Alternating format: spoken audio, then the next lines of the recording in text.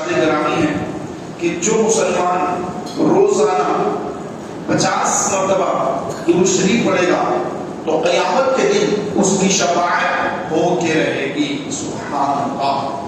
روزانہ 50 مرتبہ ہی صحیح اگر کوئی مسلمان درود شریف پڑھ لے گا آقا علیہ السلام اس کی شفاعت فرمائیں گے.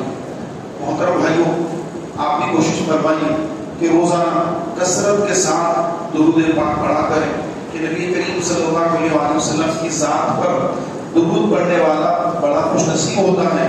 اس کے دنیاوی مسائل حل ہوتے ہیں، اس کی پریشانیاں ختم ہوتی ہیں. قبر میں، محشر میں، پل صراط پر، ہر جگہ یہ درود شریف اس کے کام آتا ہے. خدا اپنے وقت میں سے درود پاک کے لیے کچھ وقت نکال کر روزانہ درود پاک پڑھنے کا معمول بنائیے. اللہ تعالیٰ مجھے آپ کو کثرت سے درود و سلام پڑھنے کی توفیق عطا فرمائے. ایک مرتبہ مل کر بلند آواز سے درود پاک پڑھ لیجیے. اللہم صلی علی سیدنا و مولانا محمد و علی آل سیدنا و مولانا محمد و بارک وسلم. صلاۃ و سلام علیک یا سیدی یا رسول اللہ صلی اللہ علیہ وسلم.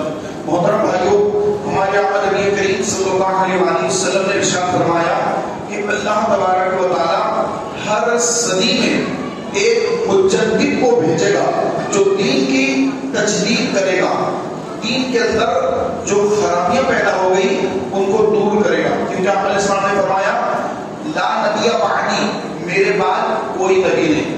تو آپ علیہ السلام آخری نبی ہیں. حضور نبی کریم صلی اللہ علیہ وسلم کے بعد نبوت ختم.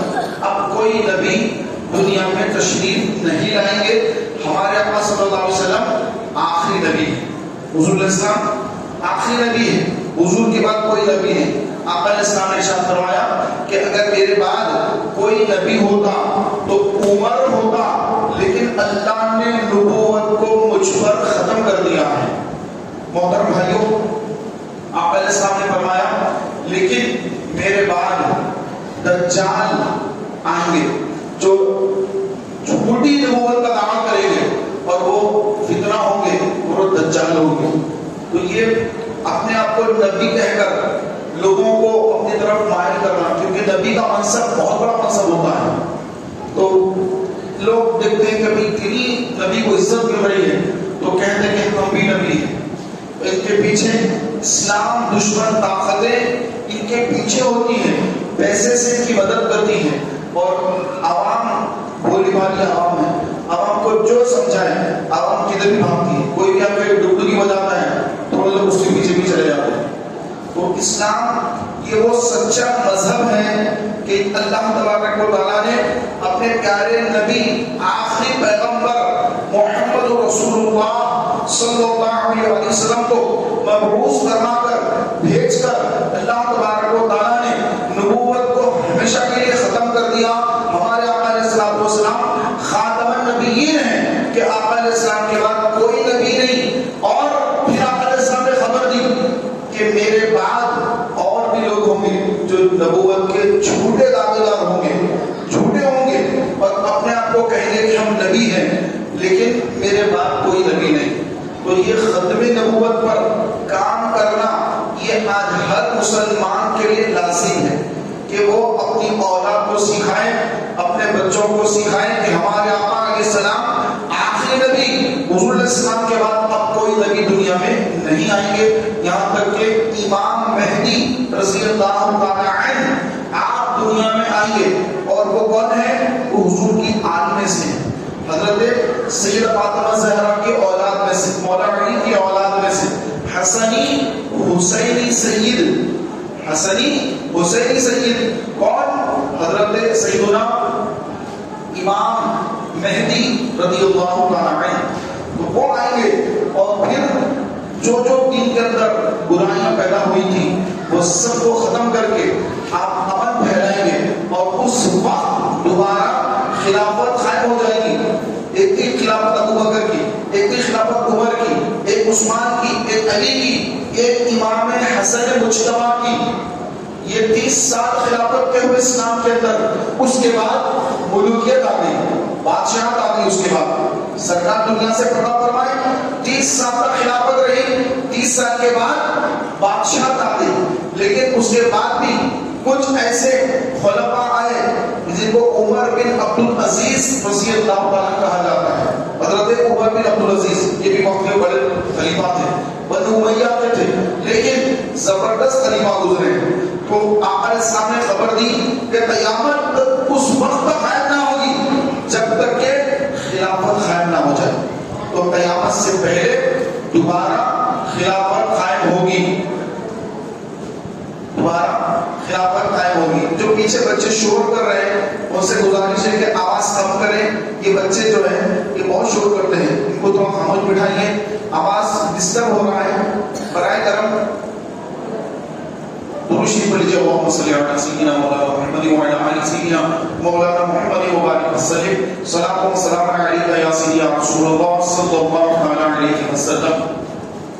محترم بھائیوں، اللہ کے رسول صلی اللہ علیہ وسلم نے یہ خبر دی کہ میرے بعد 30 دجال آئیں گے اور وہ جھوٹے نبوت کے دعوے دار ہوں گے، لہذا تم ان کا رد کرنا، جب یہ فتنے اٹھیں گے تو تم ان کی مخالفت کرنا، ان کی مخالفت کرنے کا اور یہ اس پر کام کرنا اور یہ جو جھوٹے نبوت کے دعوے دار ہیں ان کو ختم کرنا، یہ ہم سب کے لیے لازم ہے۔ کہ صحابہ کرام علیہ رضوان نے اس وقت مسلمہ قذاب نے جب نبوت کا جھوٹا دعویٰ کیا تو صحابہ کرام علیہ رضوان 10,000 صحابہ کرام علیہ رضوان نجد پہ جا کر، مدینے سے نکل کر نجد جا کر، نجد میں جہاں پہ مسلمہ قذاب کا گڑھ تھا تو اس گڑھ پر انہوں نے حملہ کیا اور مسلمہ قذاب نے اپنے ساتھ 40,000 لوگوں کو جمع کر لیا تھا۔ 40,000 لوگ مسلمہ قذاب کو نبی مان کر اس کلمہ پڑھے نبی کا، لا الہ الا اللہ محمد رسول اللہ، اس کے بعد پھر بول رہے ہیں کہ مسلمہ قذاب بھی نبی ہے معاذ اللہ، جبکہ ہمارے آقا کے بعد کوئی نبی نہیں ہے، آقا علیہ السلام آخری نبی ہے۔ تو محترم بھائیوں، اس طرح اس نے فتنہ پھیلا کر 40,000 فوج کو جمع کر لیا، عوام الگ، یہ فوج ہے لڑنے والی۔ تو یہاں پر صدیق اکبر کا دور ہے، سرکار پردہ فرمائے، اسلام جو ہے بہت زیادہ اسلام پر آزمائش آئی ہے، ایسا نازک دور ہے۔ حضرت ابوبکر صدیق رضی اللہ عنہ نے ایک 10,000 کا لشکر جبار تیار کیا اور 10,000 کا لشکر ان لوگوں کے خلاف آپ نے چڑھائی کی جو نبوت کے جھوٹے دعوے دار ہیں۔ صدیق اکبر کا یہ بہترین کارنامہ، پوری امت پر احسان اس صدیق اکبر کا کہ آپ نے ایک لشکر کو بھیجا اور وہ 10,000 کا لشکر جا کر 40,000 کے مسلمہ قذاب جھوٹے نبوت کے دعوے دار کے لشکر کو پارا پارا کر دیا، مسلمہ قذاب مارا گیا اور مسلمانوں کو اللہ نے فتح عطا فرمائی، مسلمان کامیاب ہوئے اور وہ فتنہ ہمیشہ ہمیشہ کے لیے وہاں پر ختم ہو گیا۔ لیکن یہود و نصارہ یہ کبھی خاموش بیٹھنے والے نہیں ہیں، یہ ہمیشہ اسلام کے خلاف کچھ نہ کچھ نکالتے رہتے ہیں۔ اور اب تقریباً 1300 سال کے بعد 14ویں صدی کے اندر ایک فتنہ پیدا ہو گیا اور اس کو دنیا کہتی ہے قادیانی۔ بولی کیا کہتے ہیں؟ قادیانی۔ تو یہ ایک شخص تھا جس کا نام احمد تھا، غلام احمد۔ تو یہ پنجاب میں پیدا ہوا اور پہلے تو ایک متقی ایسا ظاہر کیا لوگوں کے سامنے، جب لوگ اس کے منتخب ہو گئے اس سے جو ہے اس سے محبت کرنے لگ گئے، ارے یہ تو بڑا نیک آدمی، بڑا اچھا آدمی ہے، بہت اچھا دین کا کام کرنے والا ہے، کھلا ہے۔ تو جب لوگوں نے اس کو دیکھا کہ تو بڑا نیک آدمی ہے تو لوگ اس کے گرد جمع ہونے لگ گئے۔ پھر وہ پی گیا اور اس نے یہودیوں کے ہاتھوں اپنے آپ کو بیچ کر وہ جھوٹا نبوت کا دعوے دار نبوت کا اعلان کر دیا۔ تو اب کئی لوگوں کو معلوم ہی نہیں، کئی لوگوں کو پتہ نہیں کہ وہ قادیانی کون ہے، تو اس کے اوپر بہت سارے لوگ ایمان لے آئے، اس کو نعوذ باللہ نبی ماننے لگ گئے۔ اور پھر اپنی زندگی میں اس نے بہت سارے لوگوں کو گمراہ کیا، بہت سارے مسلمانوں کو گمراہ کر دیا۔ اور یہ فتنہ ہندوستان، پاکستان، بنگلہ دیش جہاں اردو بولی جاتی ہے، وہاں یہ فتنہ پھیلنے لگ گیا.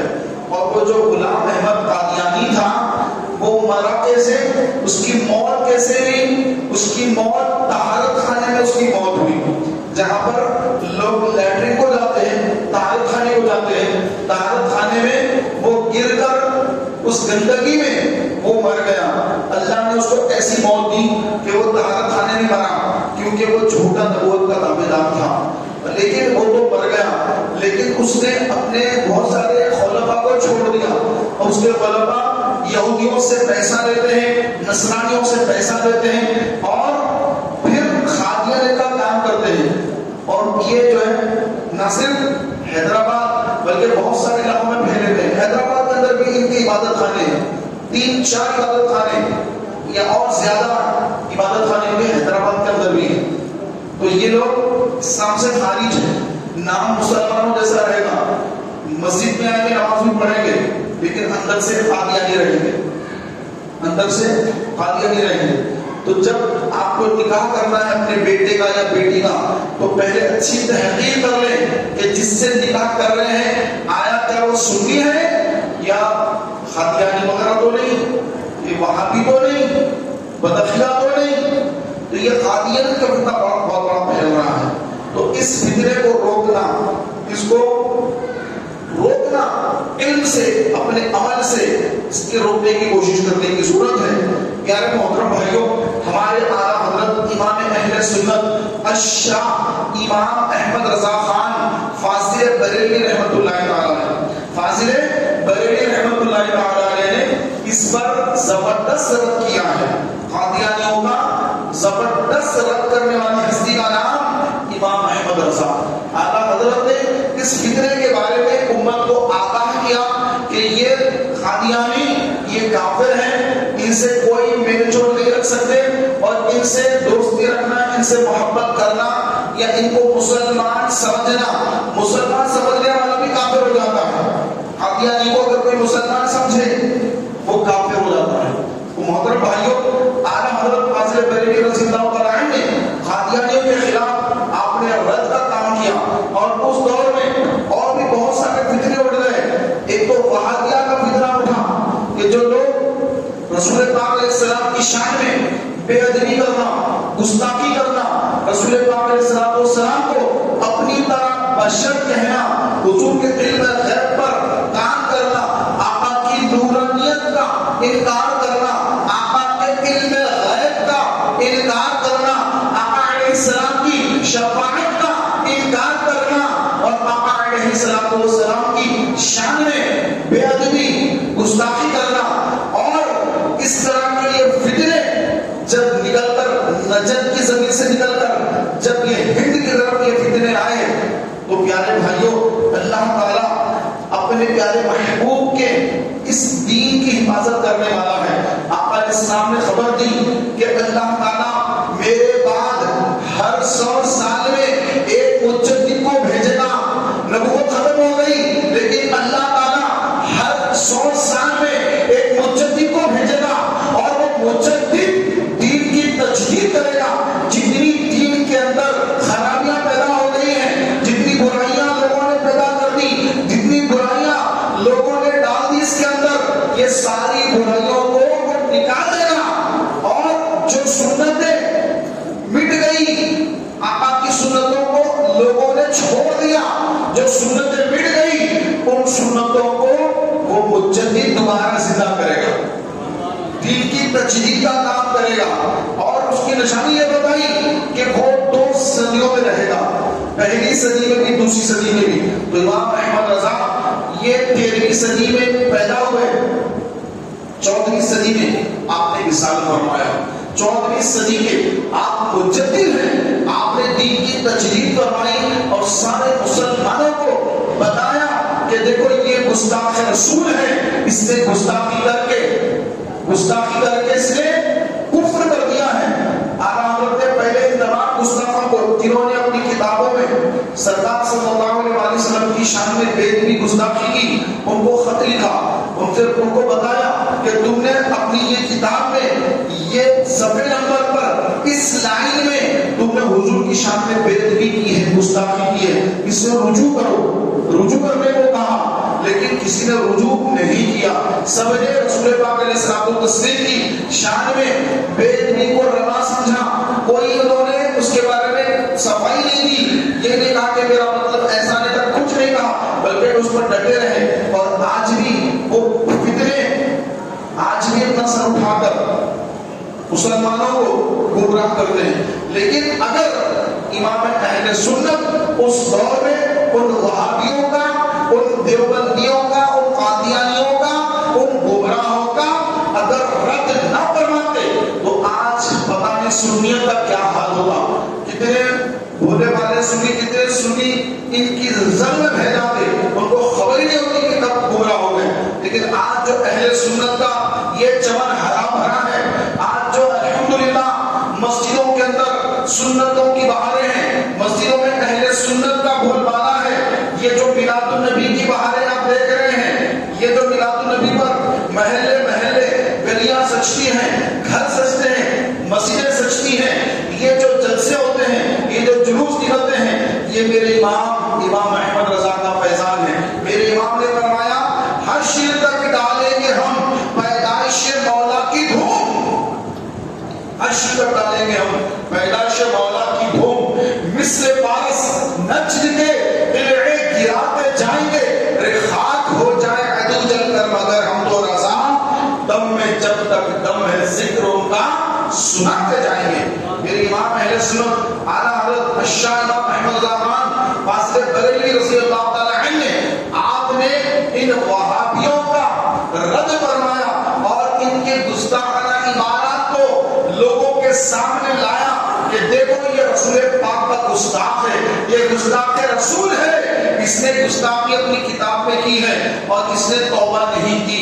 محترم بھائیوں، لوگ سمجھتے کہ اللہ تو بہت شدت والے تھے، نہیں، شدت نہیں، شدت جو ہے وہ اللہ اس کے رسول کے لیے ہے، شدت اسلام کے لیے ہے، اپنی ذات کے لیے نہیں۔ اسلام کے لیے اگر کوئی غلط کام کرے تو امام احمد رضا چلان میں آتے ہیں، اور یہ سنت فاروقی ہے، فاروق اعظم کی یہ سنت ہے کہ اگر کوئی اسلام کے خلاف کام کرتا تو آپ کی تلوار اس کا فیصلہ کرتی، اور آپ کو اگر کوئی برا بھلا کہتا، آپ کو کچھ کہہ دیتا، آپ اس کو درگزر کر دیتے، اس کو معاف کر دیتے۔ مرتبہ حضرت عمر فاروق اعظم رضی اللہ تعالی عنہ راستے سے گزر رہے تھے، ایک بھکاری، ایک فقیر راستے میں بیٹھا ہے، پیر لمبے کر کے بیٹھا ہے، اور حضرت عمر فاروق اعظم رضی اللہ تعالی عنہ آپ کا پیر اس بھکاری کو لگ گیا۔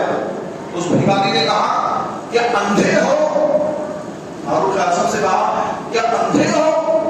تو پیارے بھائیوں، حضرت عمر فاروق اعظم رضی اللہ تعالی عنہ آپ نے کوئی جلال نہیں فرمایا، امیر المومنین ہیں، وقت بادشاہ امیر المومنین ہیں، امیر المومنین ہیں، لیکن اس آپ پلٹ کر آئے اور آ کر فرمایا کہ اے بھائی، میں اندھا نہیں ہوں، میں اندھا نہیں ہوں، نابینا نہیں ہوں، مجھے دکھتا ہے، لیکن میں نے تمہارے پیر کو نہیں دیکھا،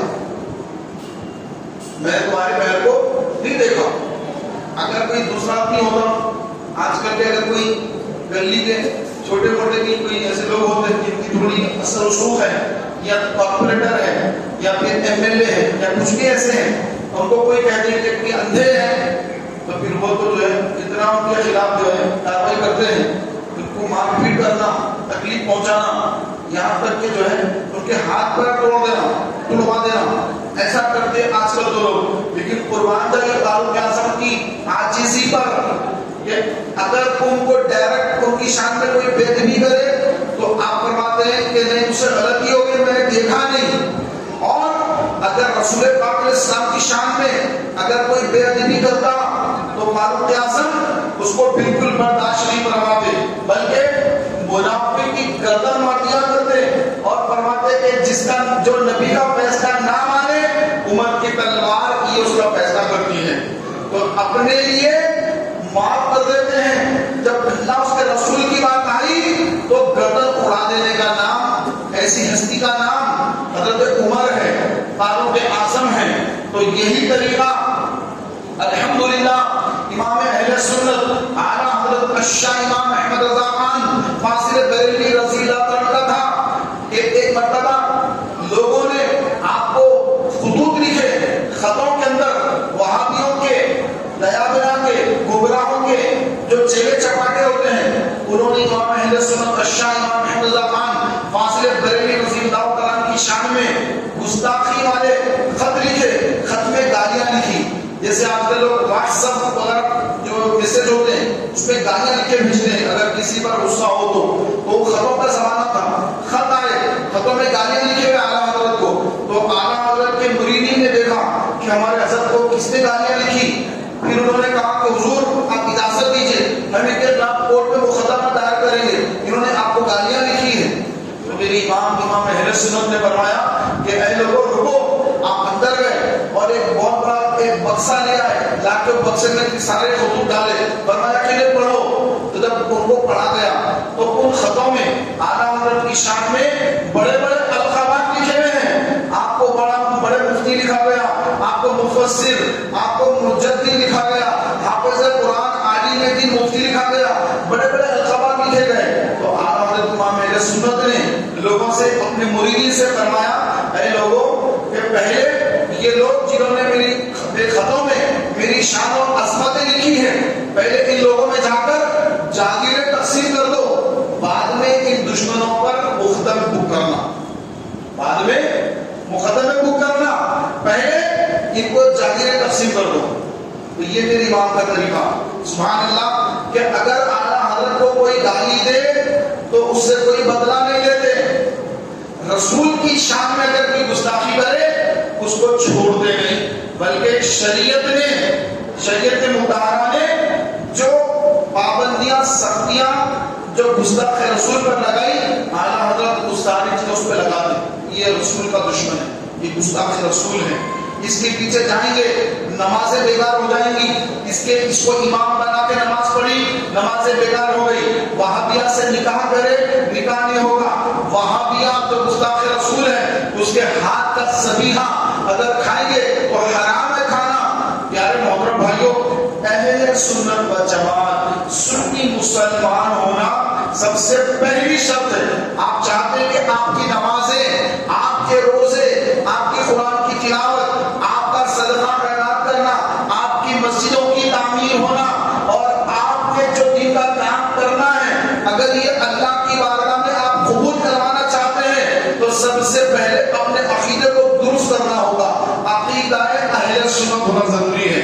عقیدہ اہل سنت سے ہٹ کر جو بھی عقیدہ رکھیں گے یہ سارے عقیدے گمراہیت کے ہیں۔ آقا علیہ السلام نے ارشاد فرمایا میری امت کے اندر 73 فرقے بنیں گے، ایک فرقہ جنت میں جائے گا، باقی 72 فرقے جہنم میں جانے والے ہیں۔ تو ایک فرقہ کون ہے؟ صحابہ نے پوچھا یا رسول اللہ صلی اللہ علیہ وسلم، وہ ایک جماعت کون سی جماعت ہے جو جنت میں جانے والی ہے؟ میرے آقا علیہ السلام نے ارشاد فرمایا کہ وہ جماعت وہ ہے ما انا علیہ و اصحابی، جس پر میں اور میرے صحابہ ہیں، جس پر میں اور میرے صحابہ ہیں۔ تو یہ نام رسول پاک علیہ السلام نے نام دیا اہل سنت و جماعت۔ اہل سنت یعنی رسول کی سنت پر عمل کرنے والے، و جماعت کا مطلب ہے صحابہ کرام رضوان کی وہ مبارک جماعت۔ تو جو حضور کے طریقے پر ہو، صحابہ کرام کے طریقے پر ہو، تو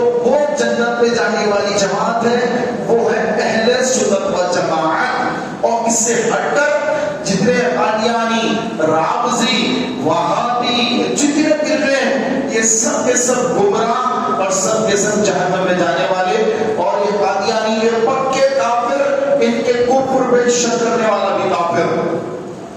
محترم بھائیوں، یہ دور بڑا نازک دور ہے۔ آقا علیہ السلام نے ارشاد فرمایا کہ ایک ایسا دور آئے گا کہ مسلمان صبح میں مسلمان تھا تو شام تک ایسے الفاظ اس کی زبان سے نکلیں گے کہ وہ شام تک کافر ہو جائے گا، کفر بک دے گا۔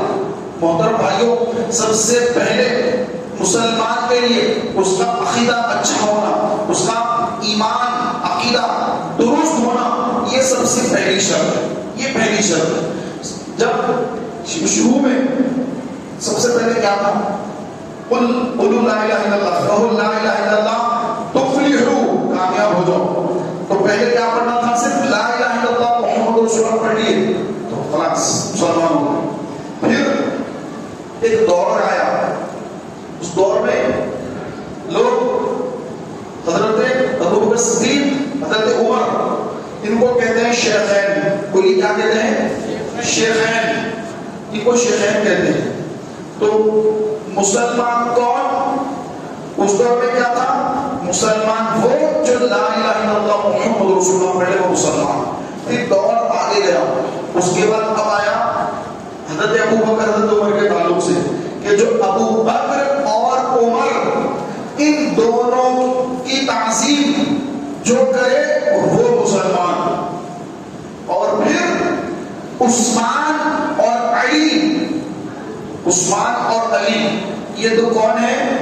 حضور کے خلفاء بھی ہیں، داماد بھی ہیں. تو ان دونوں سے محبت، ان دونوں سے محبت کرنا یہ شرطیں ہیں. اب یہ شرط اسلام کی لا الہ الا اللہ محمد رسول اللہ پڑھنے کے بعد ابو بکر اور عمر ان کی تعظیم، ان کا ادب، ان کا احترام، ان کے ادب احترام میں ذری سی کمی آئی، اسلام گیا اس کا.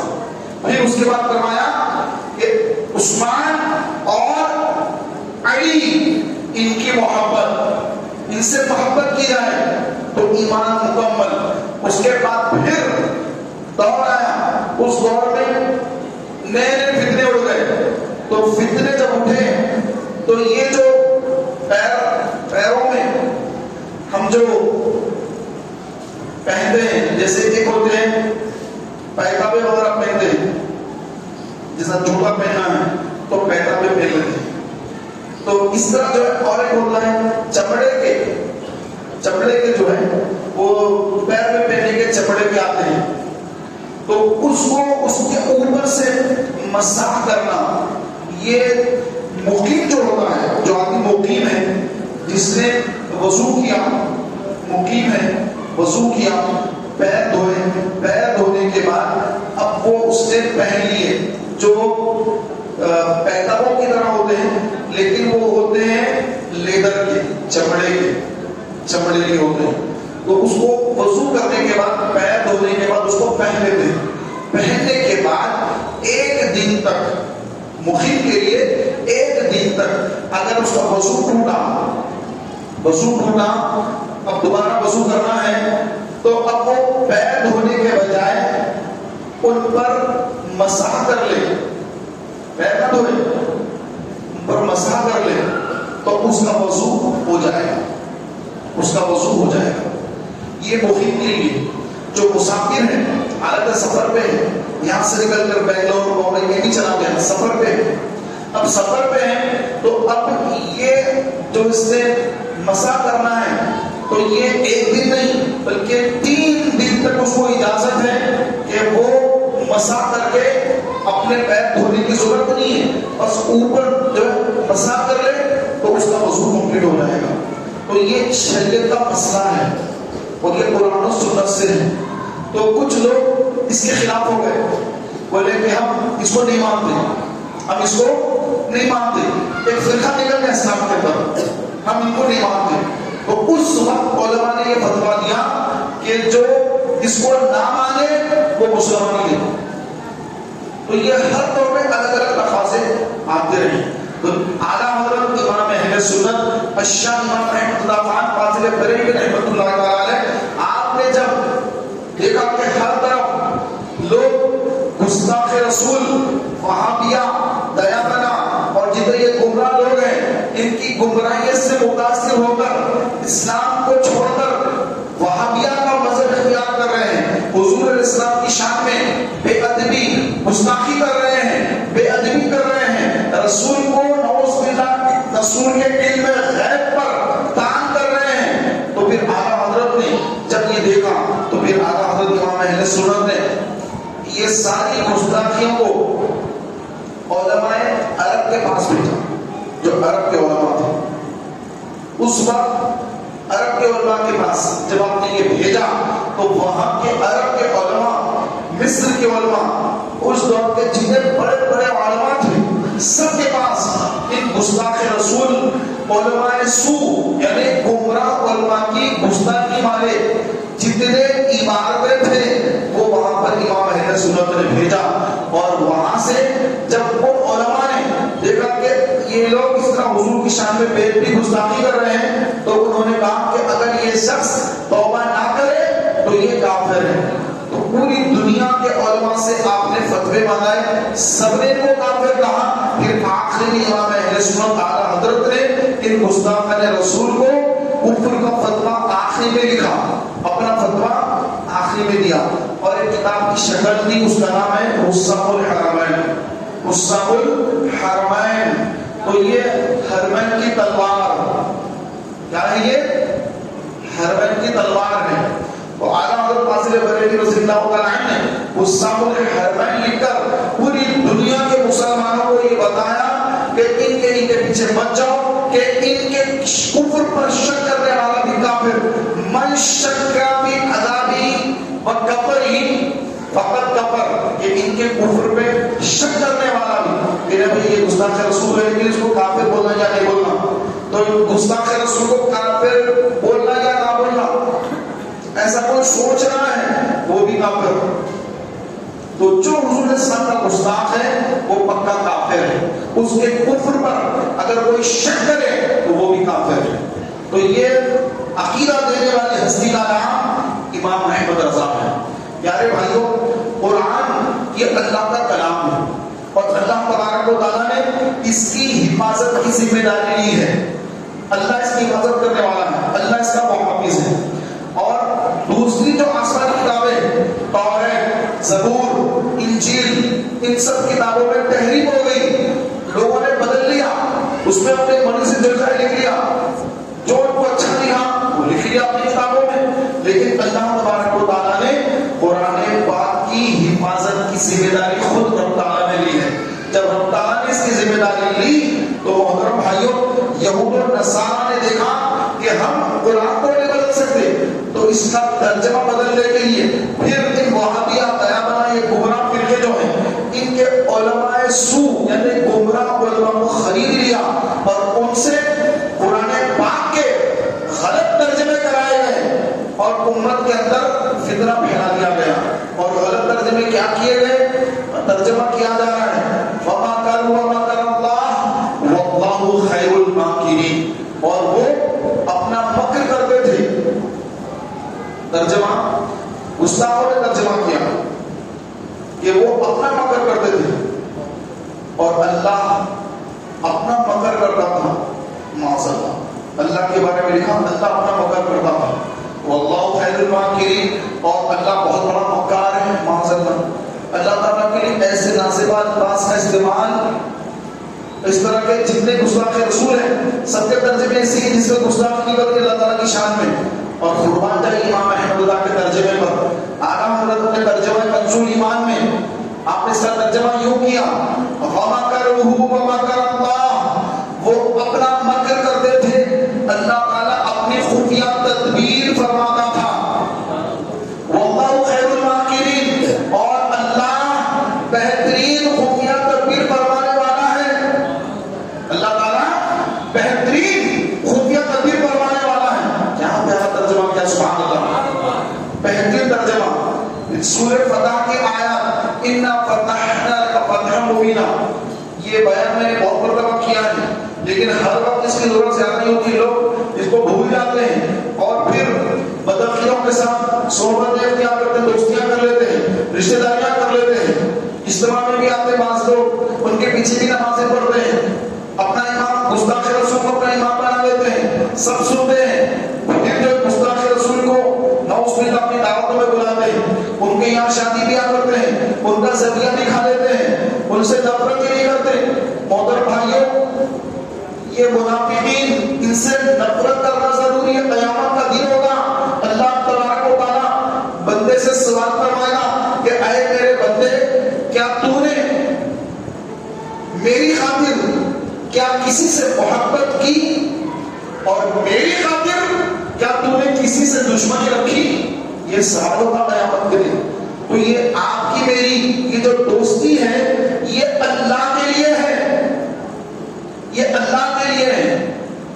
جو وہابی گستاخ رسول جتنے گمراہ فرقے ہیں، ان سے جو ہماری دوری ہے، ان سے ہماری جو دشمنی ہے، ان کے پیچھے جو ہم نماز نہیں پڑھتے، ان کے یہاں شادی بیاہ نہیں کرتے، ان گستاخوں کی ہوٹلوں کے کھانے نہیں کھاتے، ان سے دور رہتے ہیں، کیوں؟ کیا کوئی جھگڑا ہے ان سے ہمارا ذاتی کاروبار؟ کوئی جھگڑا ہو گیا کیا؟ کوئی جھگڑا نہیں۔ جھگڑا کیا ہے؟ سب سے بڑا جھگڑا یہ ہے کہ یہ اللہ اور اس کے رسول کے غدار ہیں، اور یہ اللہ اس کے رسول کے دشمن ہیں، تو اسی لیے ان کی ہماری دشمنی ہے، اور کوئی وجہ سے ان کی ہماری کوئی دشمنی نہیں، بس اسی لیے ان کی ہماری دشمنی ہے۔ محترم بھائیوں، اللہ تبارک و تعالیٰ عز و جل قیامت کے لیے سوال کرنا ہے، 4 سوالات ہوں گے، اس کے بعد 5واں سوال یہ ہوگا کہ میری خاطر کسی سے محبت کی اور میری خاطر کسی سے دشمنی کی، یہ سوال حشر کے میدان میں ہونے والا ہے۔ تو ہم اگر وہابیہ کا گستاخ فرقوں کا اگر رد کرتے ہیں تو یہ اللہ اس کے رسول کی محبت میں کرتے ہیں، ان کی گستاخی لوگوں کو بتاتے ہیں، اور ان سے دشمنوں سے، اسلام کے دشمنوں سے ہم سنی مسلمانوں کو بچانے کے لیے کرتے ہیں، ان سے ہمارا کوئی ذاتی جھگڑا نہیں ہوتا ہے۔ تو محترم بھائیوں، اللہ تبارک و تعالیٰ عز و جل نے امام اہل سنت کو ایسا ترجمہ قرآن ان سے کروایا کہ مسلمانوں پر اللہ تعالیٰ کا یہ احسان ہوا کہ اللہ نے امام احمد رضا کو بھیج کر کنز الایمان ترجمہ قرآن ہمیں عطا فرما دیا، کیونکہ قرآن تو قیامت تک کوئی بدل نہیں سکتا۔ تو دشمنوں نے دیکھا کہ قرآن عربی میں تو بدل نہیں سکتے، لیکن اس کے 2 معنی نکلتے ہیں ہر بات کے عربی کے، تو جو غلط معنی نکلتے ہیں وہ یہاں لکھ دیا جائے تاکہ امت گمراہ ہو جائے۔ تو یہ ترجمے جتنوں نے کیے سب کے غلط ترجمے، سب کے گستاخی والے ترجمے۔ ایک آیت انا فتحنا لک فتحا مبینا، اس کے آخر آیت ہے پوری، اس کے اندر یہ فرمایا گیا کہ اے محبوب، ہم نے آپ کو فتح عطا فرمائی اور آپ کے سبب آپ کے اگلے آپ کے پچھلے گناہ بخشے۔ یہ ترجمہ امام احمد رضا نے کیا۔ گستاخوں نے ترجمہ کیا کہ اے محمد، ہم نے تم کو فتح دی اور تمہارے اگلے پچھلے گناہ بخشے۔ معاذ اللہ، حضور کے اگلے پچھلے گناہ کون سے؟ حضور تو کوئی گناہ نہیں کرتے، حضور تو سید المعصومین ہیں۔ معصوم وہ جو کبھی گناہ نہ کرے، زندگی میں کبھی گناہ نہ کرے۔ بچہ ہے، کل بڑا ہونے کے بعد گناہ کر سکتا، بچے کو بھی معصوم نہیں کہا جاتا۔ معصوم کون ہوتے ہیں؟ معصوم انبیاء ہوتے ہیں اور فرشتے ہوتے ہیں۔ انبیاء اور فرشتوں کے علاوہ کوئی معصوم نہیں۔ یہ عقیدہ اہل سنت بیان کر رہا ہوں، یہ عقیدہ اہل سنت ہے۔ رامسیوں کا عقیدہ ہے کہ 12 امام اور جتنے اہل بیت ہیں سب معصوم ہیں، لیکن اہل سنت و جماعت سنی مسلمانوں کا جو 1400 سے چلا آ رہا ہے وہ یہی ہے کہ اللہ نے جتنے انبیاء کو دنیا میں بھیجا، ہر نبی معصوم ہے اور ہر فرشتہ معصوم ہے۔ اس سے ہٹ کر تمام اہل بیت اور تمام صحابہ کرام علیہ رضوان اللہ کی عطا سے گناہوں سے محفوظ ہیں، معصوم نہیں ہے، محفوظ ہے۔ اللہ نے کو محفوظ کر دیا گناہوں سے، محفوظ عن الخطا، گناہوں سے اللہ نے کو محفوظ کر دیا ہے۔ تو یہ گناہوں سے بچے ہوئے ہیں۔ اولیاء اللہ کے ولی یہ بھی معصوم نہیں ہے، یہ بھی گناہوں سے بچے ہیں اللہ کی عطا سے۔ تو محترم بھائیوں، یہاں پر وہابیوں کا اگر کوئی ترجمہ پڑھ لے کوئی مسلمان اور پڑھ کر دیکھے، ارے قرآن میں لکھا ہوا ہے کہ اللہ نے اے محمد آپ کے اگلے اور پچھلے گناہ بخشے، قرآن میں لکھا ہوا ہے۔ وہ کیا عقیدہ لے رہا ہے؟ کیا عقیدہ لے گا؟ وہ عقیدہ یہ لے گا کہ حضور بھی گناہ گار تھے، معاذ اللہ۔ قرآن پڑھ کے گمراہ ہو جائے گا۔ اگر کوئی بولے کہ ایسا نہیں بولنا حضور گناہ گار نہیں بولنا حضور اسلام کو، تو وہ کیا سمجھے گا؟ ارے یہ قرآن نہیں پڑھا، دیکھو قرآن پر تو ترجمے میں لکھا ہوا ہے۔ ارے نانا یہ ترجمہ کیا کس نے؟ تجھے معلوم ہے کس کا ترجمہ پڑھنا کس کا ترجمہ نہیں پڑھنا؟ یہ تو نے سنا ہی نہیں، معلوم ہی نہیں کیا۔ تو دکان کو گیا، جا کر کہا کہ ایک اردو ترجمہ دے دو، تو وہاں دیا کس کی دکان ہے آپ کو پتہ ہی نہیں۔ آپ گئے اس کو اٹھا کر بدبختوں کا ان کے گستاخوں کا ترجمہ اپنے ہاتھ پہ رکھ دیا. آپ خوشی خوشی لے کر آ گئے. اپنی بیٹی کی شادی ہے, بیٹی کی شادی میں ترجمے کا قرآن دینا ہے. آپ گئے کوئی بھی دکان سے گئے اور اس کا ریٹ کم لکھا, لے آئے اور اپنی بیٹی کو شادی میں دے دیا کہ بیٹے ترجمہ والے قرآن پڑھا کرو. ارے اس میں ترجمہ کس گستاخ کا ہے, یہ خبر ہی نہیں تھی, لائے اور دے دیے. اب وہ بیچاری بچی پڑھ رہی ہے, اس میں لکھا ہوا ہے کہ نبی بھی گناہگار ہے, اللہ نے بھی گناہ کو بخشے, نبی گناہگار ہے. تو جو یہ عقیدہ بنا لے کہ نبی گناہگار ہے تو اس کا تو عقیدہ گیا, اس کا تو ایمان ہی برباد ہو گیا. کہ ہمارے آقا علیہ السلام معصوموں کے سردار ہیں. سارے انبیاء معصوم اور سارے انبیاء کے سردار ہمارے آقا علیہ السلام. جبریل معصوم, اسرائیل معصوم, اسرافیل معصوم, اسرائیل معصوم, میکائیل معصوم, چاروں فرشتے معصوم فرشتے ہیں, ہر فرشتہ معصوم ہے. تو سارے معصوموں کے سردار حضرت جبریل امین سارے فرشتوں کے سردار ہیں. تو جبریل امین یہ رسول پاک علیہ السلام کی بارگاہ میں حاضری کا شرف حاصل کرنے والے. یہ شب معراج ایک جگہ پہ سدرہ پر رک کر عرض کرتے کہ یا رسول اللہ آگے نہیں جا سکتا. آگے تو آپ جا سکتے, مجھے آگے جانے کی اجازت نہیں. اگر جاؤں گا تو میرے پر اور میرے بال اللہ کی تجلیات سے جل کر ختم ہو جائیں گے, میں آگے نہیں جا سکتا. تو جبریل امین فرشتوں کے سردار لیکن سدرہ پر رک جاتے ہیں اور ہمارے آقا آگے تشریف لے جاتے ہیں. ہمارے آقا کا کیا مقام کیا مرتبہ ہے. اور یہ نادان قرآن پاک کے ترجمے میں لکھ رہا ہے کہ اللہ نے نبی کے اگلے پچھلے گناہوں کو بخشا. نبی سے کون سا گناہ ہوا؟ نبی تو گناہگاروں کی شفاعت کرنے والے شفیع المذنبین ہیں. من الذی یشفع عنده الا باذنہ, اس کی بارگاہ میں اس کی اجازت کے بغیر کوئی شفاعت نہیں کر سکتا. اللہ تعالیٰ فرما رہا ہے من الذی یشفع عنده الا باذنہ, کہ اس کی بارگاہ میں, اللہ کی بارگاہ میں, اس کی بارگاہ میں اس کی اجازت کے بغیر کوئی شفاعت کیسے کر سکتا ہے؟ ہاں جب اللہ حکم دے گا کہ محبوب آپ اپنا سر سجدے سے اٹھائیے, آپ شفاعت کیجئے, آپ کی شفاعت قبول کی جائے گی. سل مانگیے تو عطا کیا جائے گا. تو اس کی بارگاہ میں اس کی اجازت کے بغیر کوئی شفاعت نہیں کر سکتا. یہ اللہ کا کلام ہے اور اللہ کے رسول صلی اللہ علیہ وسلم شفیع ہیں, گناہگاروں کی شفاعت کرنے والے ہیں. اور وہابیہ گمراہوں کا عقیدہ یہ ہے کہ حضور نے فرمایا کہ اے میری بیٹی فاطمہ, میں تیرا باپ محمد صلی اللہ علیہ وسلم اگر قیامت کے دن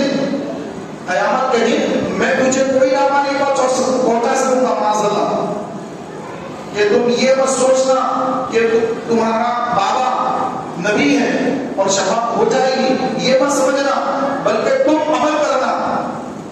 یہ حدیث تو میرے پیارے بھائیوں, یہ حدیث آقا علیہ السلام نے کیوں ارشاد فرمائی؟ یہ حدیث آقا علیہ السلام نے اس لیے ارشاد فرمائی کہ کل کے دن قیامت تک کوئی میری آل میں سے کوئی سید, کیونکہ حضور کی جو آل ہے وہ سید ہے, سعادت کا بڑا مقام اور مرتبہ ہے. تو میری آل, حضور کی آل سعادت, اللہ نے بڑے درجے بلند کیے ہیں ان کے. تو کہیں کہ یہ فتنے میں نہ پڑ جائے, کہیں شیطان ان کو سست اور کاہل نہ بنا دے, کہ یہ نمازوں سے سست نہ ہو جائے, روزوں میں سستی نہ کریں, زکات دینے میں سستی نہ کریں, حج میں سستی نہ کریں, فرائض میں پیچھے نہ رہ جائیں, میری آلے پیچھے نہ ہٹ جائے, شیطان ان کو سید کہہ کر میں پیچھے نہ کر دے. تو اس لیے آقا علیہ السلام نے اپنی شہزادی کون ہے؟ جنت کی سردار, عورتوں کی سردار, سرکار فرما رہے ہیں یہ میری بیٹی فاطمہ یہ جنت کی عورتوں کی سردار ہے. حضرت فاطمہ نے عرض کی اے بابا جان یا رسول اللہ, پھر مریم کے بارے میں کیا ہے جو عیسیٰ کی ماں ہے, عیسیٰ علیہ السلام کی ماں حضرت مریم, ان کے بارے میں ارشاد فرمائیے. تو پھر آپ علیہ السلام نے فرمایا کہ تم اپنے زمانے کی جنت کی عورتوں کی سردار ہیں, وہ ان کے زمانے کی جنتی عورتوں کی سردار ہوں گی. امام حسن امام حسین یہ جنتی جوانوں کے سردار، ابو بکر اور عمر یہ جنت کے ادھیڑ عمر کے لوگوں کے سردار ہیں. تو یہ جنت کے سردار ہیں. تو محترم بھائیوں، میں یہ کر رہا تھا کہ قرآن پاک کے اندر ان لوگوں نے لکھا کہ نبی کے اگلے اور پچھلے گناہوں کو اللہ نے بخشا. تو معاذ اللہ، نبی اگر گناہ کر تو پھر نیک کون ہے؟ تو ہے. تیرا باپ نیک ہے، نبی کو گناہ گار بتاتا ہے، پھر نیک کون ہے؟ کون نیک؟ ارے نبی جس پہ نظر ڈال دے، نبی جس پہ نظر ڈال دے تو وہ قیامت تک اس کے لیے جو نیکیاں نہیں کیا. نبی کی تو شان نرالی ہے. میرے غوث اگر چور پہ نظر ڈال دے اس کو ابدال بنا دے. نگاہ ولی نے وہ تاثیر دیکھی، بدلتی ہزاروں کی تغییر دیکھی. محترم بھائیوں، نبی کا تو بلند مقام ہے، ان کی تو بہت عظمت ہے، کیا بیان کر سکتے ہیں. اللہ نے بیان فرمایا وَرَفَعْنَا لَكَ ذِكْرَكَ، اے محبوب ہم نے آپ کی خاطر آپ کا ذکر بلند کر دیا ہے. تو اللہ نے اپنے حبیب کا ذکر بلند کر دیا ہے. وہ ذکر تو بلند ہے، اس کو کوئی نیچے نہیں کر سکتا، اللہ نے بلند کیا ہے.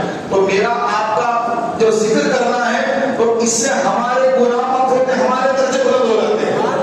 امام احمد رضا نے یہی کیا، آج ان کے چرچے پوری دنیا میں ہو رہے ہیں. ان کا عرس بریلی میں ہوتا ہے، 25 سفر کو پوری دنیا میں ان کے عرس پہ ڈنڈے بجتے ہیں.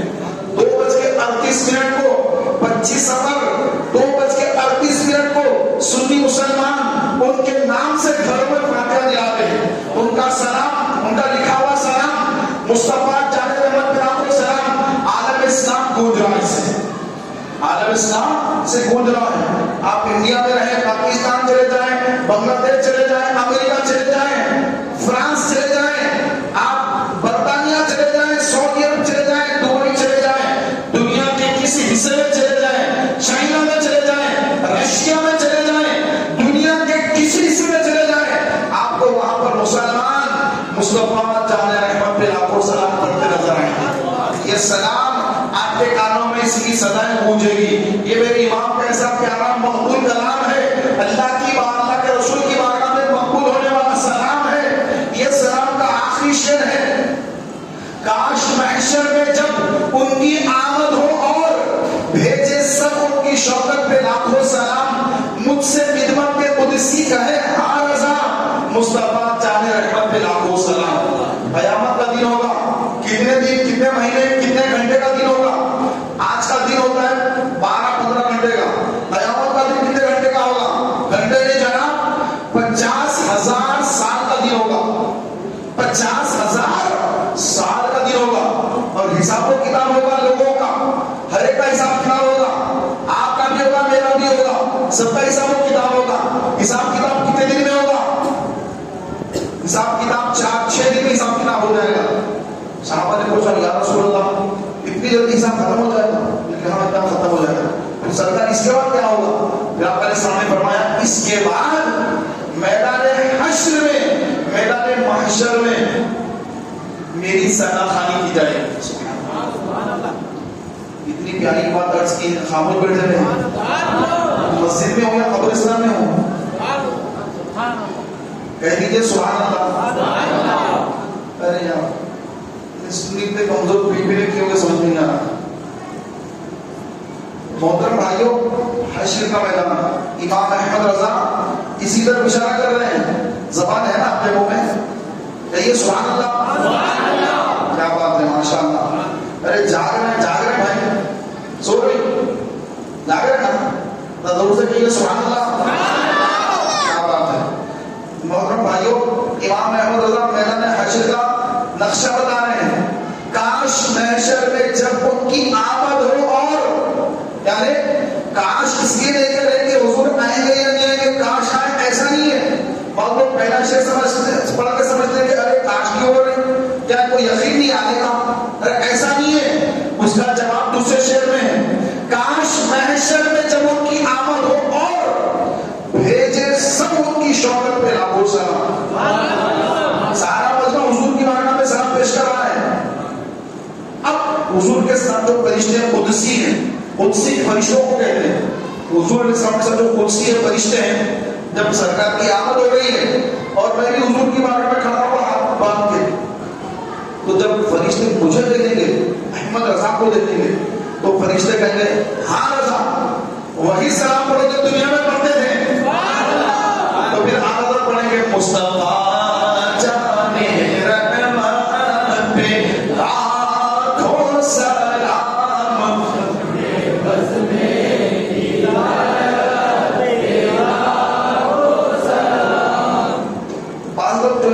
سلام پڑھنے والے لڑکے ہوتے ہیں ان کو پتا نہیں ہوتا کہ سلام کیسا پڑھنا، وہ یہ شعر الگ پڑھتے ہیں وہ شعر الگ پڑھتے ہیں.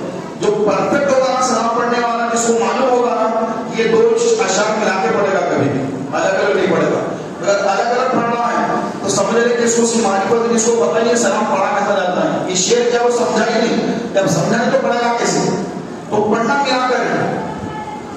کاش محشر میں جب ان کی آمد ہو اور بھیجے سب شوقت پیلا ہو سنا، وہ مجھ سے خدمت قدسی کہے ہاں رضا، مجھ سے خدمت کے قدسی کہے مصطفیٰ جانے رحمت پیلا ہو سلام، شمع وزن ہدایت پیلا ہو سلام. نہیں ایسا نہیں پڑھتے، پھر اس کے بعد پڑھتے مصطفیٰ جانے رحمت پیلا ہو سلام. اس کو کنٹینیو نہیں کرتے، یہ تو ختم ہوا یہاں پر، پھر آپ نے پڑھنا ہے مصطفیٰ جانے رحمت پیلا، ایسا ہوتا ہے. خیر انشاءاللہ پڑھتے پڑھتے ہو جائے گا انشاءاللہ. تو محترم بھائیوں میں عرض کر رہا تھا کہ میدان حشر ہوگا، حشر کا میدان ہوگا، حساب و کتاب ہو جائے گا، جنتی جنت میں، جہنمی جہنم میں. سب کا اعلان ہو گیا کہ آپ کے جو کفر پر مر گئے، کافر مر گئے، بدعقیدہ مر گئے، حضور کی شان میں بے ادبی گستاخی کر کے کافر ہو کے مر گئے، اور جو بت پرست یہودی نصرانی جتنے قادیانی جتنے گستاخ ہیں گمراہ ہیں سب کے سب جہنم میں. اب اہل محشر جنت میں، سب سرکار علیہ السلام کے چاہنے والے سب جنتی ہیں. اب حشر کا میدان ہے، سرکار تشریف فرما ہے، اور وہاں پر کیا ہوگا؟ وہاں پر سرکار تشریف فرما ہوں گے، اور جنہوں نے دنیا میں سرکار کی سراخانی کی ہے حشر کے میدان میں وہ سرکار کے سامنے سراخانی کرنے کی سعادت حاصل کریں گے. آج جو سراخانی ہو رہی ہے تو یہ تو آج پریکٹس کر رہے ہیں، اصل کام کرنا ہے حشر میں، اس کے بعد جنت میں. حشر کا میدان ہے، حشر کے میدان میں فقط اتنا سبب ہے انعقاد بزم محشر کا کہ ان کی شان محبوبی دکھائی جانے والی ہے. اعلیٰ حضرت کے بھائی جان مولانا حسن رضا خان صاحب رحمۃ اللہ تعالی علیہ، بریلی شریف کا آپ کا مزار ہے، آپ نے کیا لکھا شعر؟ فقط اتنا سبب ہے انعقاد بزم محشر کا. اللہ تعالیٰ 50,000 سال کا دن رکھا اور ساروں کو جمع کرے گا. آدم علیہ السلام سے لے کر اب تک، اب سے لے کے قیامت تک جتنے دنیا میں آئے سب کو ایک ساتھ جمع کرے گا، سب کا حساب لے گا. تو نے کیا کیا کیا، تو نے کیا کیا کیا، ہر ایک کا حساب. عرب کے وہ لوگ جب سرکار نے اسلام کی دعوت دی، ابو جہل، ابو لہب، عتبہ، شیبہ پیسے والے تھے، مالدار تھے، بڑا گھمنڈ تکبر تھا، ہم پیسے والے ہیں، ہم فلاں ہیں، ہم یہ ہیں، ہم وہ ہیں. اور آقا علیہ السلام نے جب فرمایا کہو لا الہ الا اللہ محمد رسول اللہ، تو انہوں نے کہا کہ نہیں، اگر تم نبی اللہ کے، اے محمد تم اللہ کے نبی نہیں، ہم تم کو نہیں مانتے. اگر اللہ کو نبی بنانا ہوگا تو ہمیں بناتا، ہم اتنے مالدار ہیں، اتنے پیسے والے ہیں، اگر اللہ کو نبی بنانا تو ہم کو بناتا. تمہارے پاس یہ کچھ نہیں ہے، تمہارے پاس تو کچھ بھی نہیں ہے، پیسے والے تو مالدار تو ہم ہیں. ان کو بڑا تکبر تھا. حضور علیہ السلام سے اپنے آپ کو افضل بڑے سمجھتے تھے، بڑے. تو قیامت کے دن اللہ تعالیٰ بتائے گا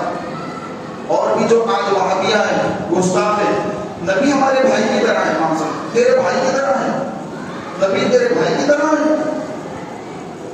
مولا علی شیر خدا علی مرتضی رضی اللہ تعالی عنہ حضور کے صلی اللہ علیہ وسلم حضور علیہ السلام کے چچا صاحب بھائی ہیں. بولی کیا ہے؟ چچا کے بیٹے ہیں. حضرت ابو طالب حضرت ابو طالب کے شہزادے شیر خدا علی مرتضی ہیں، حضور کے چچیرے بھائی. لیکن مولا علی نے زندگی بھر میں کبھی اپنے تایا صاحب بھائی کو بھائی کہہ کے نہیں پکارا، بھائی محمد، بھیا محمد نہیں پکارا. ہمیشہ کیا پکارا؟ یا رسول اللہ، یا حبیب اللہ، یا نبی اللہ، یا رسول اللہ. جبکہ ان کا خاندانی رشتے کے اعتبار سے مولا علی چچا صاحب بھائی ہیں، بعد میں داماد بھی ہے، بعد میں داماد رسول بھی ہے، چچا صاحب بھائی بھی ہے. لیکن مولا علی کا ادب احترام کہ کبھی رسول پاک علیہ الصلوۃ والسلام کو بھائی نہیں کہا، بلکہ ہمیشہ یا رسول اللہ کہا. سرکار ہجرت فرمائے، مکے سے مدینہ تشریف لائے اور مدینے کے جو صحابہ ہیں ان کو انصار صحابہ کہتے ہیں. مکے کے صحابہ ہجرت کر کے آئے مہاجر صحابہ کہتے ہیں. آقا علیہ السلام نے مکے سے ہجرت کر کے آنے والے ان صحابہ کو مدینے کے انصار صحابہ کا بھائی بنا دیا، اسلامی بھائی بنا دیا. کیونکہ مکے والے مکے میں اپنے گھر، کاروبار، جائیداد سب کچھ چھوڑ کر اسلام کے لیے ہجرت کر کے مکے کو چھوڑا، ذاتی گھر چھوڑ دیا، دکان کاروبار چھوڑ دیا، اپنا سب کچھ چھوڑ دیا اسلام کے لیے، اور مدینے منور آ گئے. نہ مدینے میں گھر ہے، نہ کاروبار ہے، نہ تجارت ہے، کچھ نہیں ہے، بس اللہ کی ہجرت کر کے آ گئے. آپ سے کہا جائے حیدرآباد چھوڑ دو، چھوڑیں گے؟ حیدرآباد چھوڑ دو، ارے حیدرآباد چھوڑیں گے تو کیسا گھر، کیسا کاروبار، کیسا نئی جگہ، کیسے سیٹلمنٹ ہوں گے، کیسے سیٹل ہوں گے، کیسے جمیں گے؟ بہت مشکل ہے. لیکن صحابہ نے اپنا سب کچھ چھوڑ کر ہجرت فرمائی اور مدینہ منورہ آ گئے. تو سرکار دو عالم صلی اللہ علیہ وسلم نے ان انصار صحابہ جو مدینے کے انصار کا مطلب ہوتا ہے مدد کرنے والے. انصار کا مطلب کیا ہوتا ہے؟ مددگار صحابہ. یہ مکے والے مہاجر صحابہ، ہجرت کرنے والے مہاجرین ہجرت کر کے آ گئے مدینے کو. اب ہجرت کر کے مدینے کو آ گئے، مدینے کے انصار صحابہ کے سرکار نے بھائی بنا دیا. ایک مکے والے کو، ایک مدینے والے صحابی کو فرمایا کہ تم اٹھو، تم مکے والے، تم مدینے والے، اب تم دونوں آپس میں بھائی ہو، لے جاؤ اپنے اس بھائی کو اپنے گھر. تو مکے والوں کو مدینے والوں نے جب بھائی بنا دیا حضور نے، تو اب اپنے ساتھ صحابی کو لے کر وہ اپنے گھر آ گئے. اب گھر میں آنے کے بعد اپنے گھر کا سامان آدھا کر دیا.